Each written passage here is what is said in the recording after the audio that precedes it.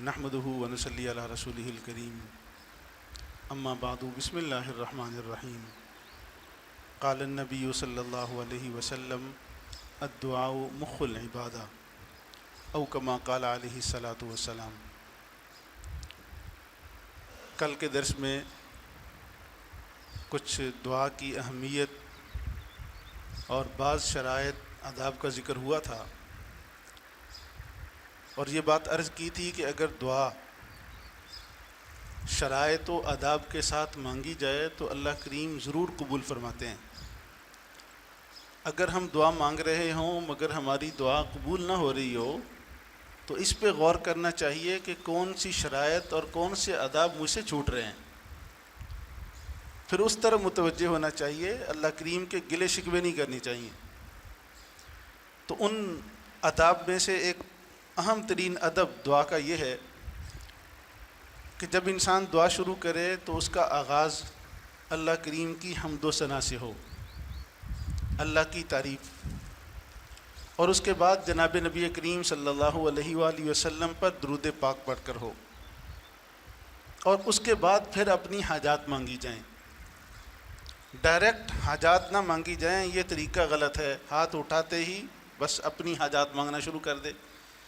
ترمذی شریف میں واقعہ ہے کہ جناب نبی کریم صلی اللہ علیہ وآلہ وسلم ایک مرتبہ تشریف فرما، سامنے ایک صاحب انہوں نے نماز پڑھی اور اس کے بعد ہاتھ اٹھائے اور ڈائریکٹ یوں مانگنا شروع کیا، اللہم اغفر لی ورحمنی، اے اللہ میری بخشش کر دیجئے، اے اللہ مجھ پر رحم کر دیجئے۔ تو آقا کریم صلی اللہ علیہ وآلہ وسلم نے اسے دیکھ کر فرمایا، اے نمازی رکو،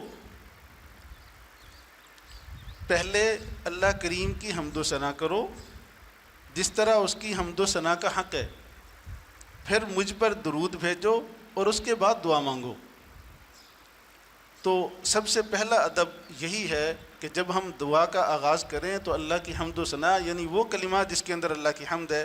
ایک تو یہ سورہ فاتحہ کا آغاز حمد و ثنا ہے، الحمدللہ رب العالمین الرحمن الرحیم مالک یوم الدین، یہ ساری اللہ کی حمد و ثنا۔ اسی طرح اللہم لک الحمد کلو ولک الشکر کلو، یہ بھی اللہ کی حمد و ثنا۔ اسی طرح اللہم لک الحمد کما ینبغی لجلال وجہک وعظیم سلطانک، یہ سارے حمد کے کلمات ہیں، آغاز یہاں سے ہونا چاہیے۔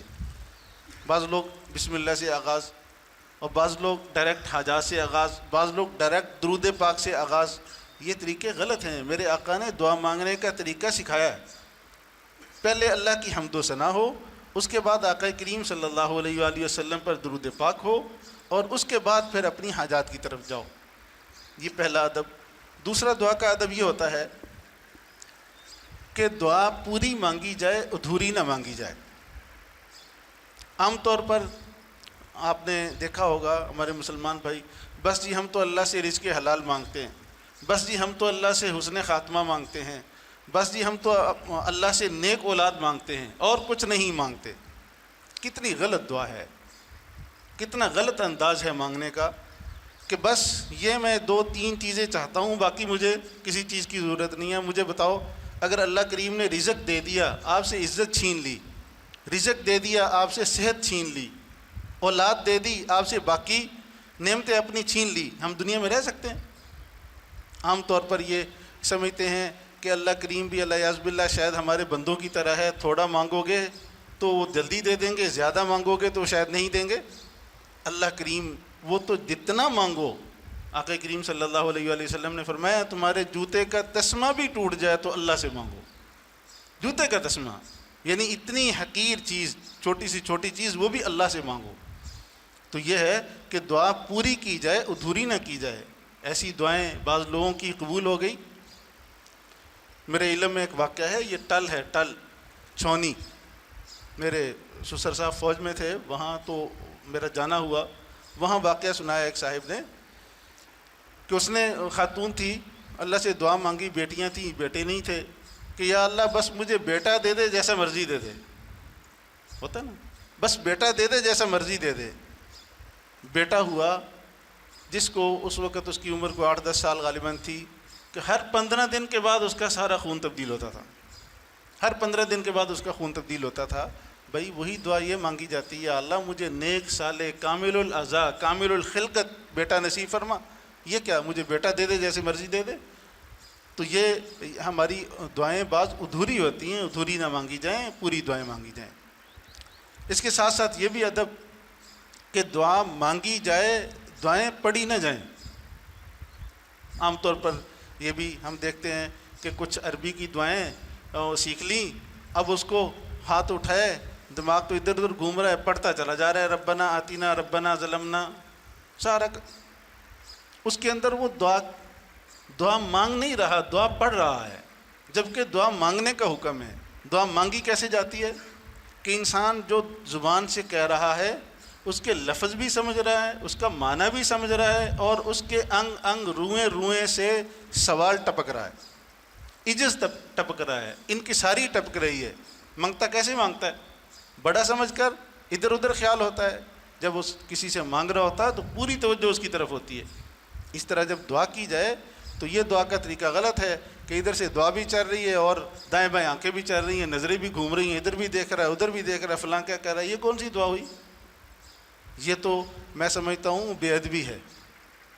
اللہ سے مانگ رہا ہے لیکن ان کی طرف متوجہ ہی نہیں ہے. اور چوتھا ادب یہ ہے کہ دعا مانگی جائے تو پورے یقین کے ساتھ مانگی جائے، اس کے اندر تردد اور شک نہ ہو کہ میں اللہ سے مانگ رہا ہوں، پتہ نہیں مجھے ملے گا یا نہیں ملے گا. بھائی تم کس آقا اور داتا سے مانگ رہے ہو؟ وہ کبھی بھی ہاتھ، حدیث پاک میں آتا ہے صفر یعنی زیرو نہیں لوٹاتا. اللہ کریم خالی نہیں لوٹاتا. اگر آپ ان سے مانگیں، اداب کے ساتھ مانگیں تو ضرور عطا فرماتے ہیں. تو اس میں پورا آپ کو یقین ہونا چاہیے کہ جی میں جو مانگ رہا ہوں مجھے وہ ملے گا بھی. اگر آپ کو مانگتے وقت ہی تردد ہے، پتہ نہیں مجھے ملے گا یا نہیں ملے گا، تو پھر کیا ملے گا؟ کچھ بھی نہیں ملے گا. تو اس لیے یہ بھی ادب کہ جب مانگیں تو پورے یقین کے ساتھ مانگیں، جو مانگ رہا ہوں مجھے ملے گا. تو اگر ان موٹے موٹے آداب، ایک کل ادب بیان ہوا تھا کہ لقمہ حلال کا اہتمام کیا جائے، حرام لقمہ حلق سے نیچے اتار کر دعائیں مانگیں اور پھر گلے کریں کہ قبول نہیں ہوتی، کیسے قبول ہوگی. اور دوسرا ادب کہ وہ ہم اپنی دعا کا آغاز کریں تو اللہ کی حمد و ثنا سے، پھر آقا کریم صلی اللہ علیہ وآلہ وسلم پر درود پاک سے، اور پھر اس کے بعد اپنی حاجات مانگنے سے. تیسرا ادب یہ کہ دعا پوری مانگی جائے، ادھوری نہ مانگی جائے. چوتھا ادب یہ ہے کہ دعا مانگی جائے، پڑھی نہ جائے. اور پانچواں ادب یہ ہے کہ یقین کے ساتھ مانگی جائے، اس میں تردد نہ ہو. اگر ان شرائط کا خیال رکھتے ہوئے ہم دعا کریں گے انشاءاللہ العزیز جو مانگیں گے ملے گا. پھر تو اللہ کریم جتنا مانگتے ہیں اس سے بڑھا کر عطا فرماتے ہیں. ہے نا بخاری شریف میں حضرت عمر رضی اللہ تعالیٰ عنہ کی دعا، اللہم ارزقنی شہادتاً فی سبیلک و فی بلد حبیبک، غالباً اس طرح الفاظ ہیں. کیا حاصل اس کا یہ کہ اے اللہ مجھے ایک تو آپ شہادت کی موت عطا فرمائیے اور پھر مجھے اپنے حبیب کے شہر میں عطا فرمائیے. یہ اللہ کریم سے دعا تھی، شہادت بھی مانگی اور مدینہ طیبہ میں مانگی. یہ خلیفہ راشد نے ایک دعا مانگی ہے. تو اللہ کریم نے کس طرح قبول فرمائی کہ ایک تو شہادت کی موت، دو چیزیں مانگی تھی مگر وہ شہادت کہاں ملی؟ مدینہ میں نہیں بلکہ مصلی رسول میں، مصلی رسول پر، مسجد نبی شریف میں، بلد حبیبک نہیں مسجد حبیبک میں. ایسی ملی نا، کتنا بڑھا کر. اور پھر وہ کیسے قبول ہوئی کہ اپنے حبیب کے ساتھ قیامت تک کے لیے جگہ بھی عطا فرما دی، روضہ اقدس میں بھی ساتھ آرام فرمایا ہے. تو اللہ کریم سے اگر انسان پورے یقین سے اداب کے ساتھ دعا مانگتا ہے، اللہ کریم اس سے کئی گنا بڑھا کر عطا فرماتے ہیں. ہاں جی. تو ہم سب کو اس کا اہتمام کرنا چاہیے. انشاءاللہ العزیز ہم اپنی حاجات میں کامیاب ہوں گے. اللہ کی ذات پر پورا اعتماد ہے کہ پھر ہمیں سب کچھ ملے گا. مجھے اور آپ کو اللہ توفیق عمل نصیب فرمائے. الحمدللہ.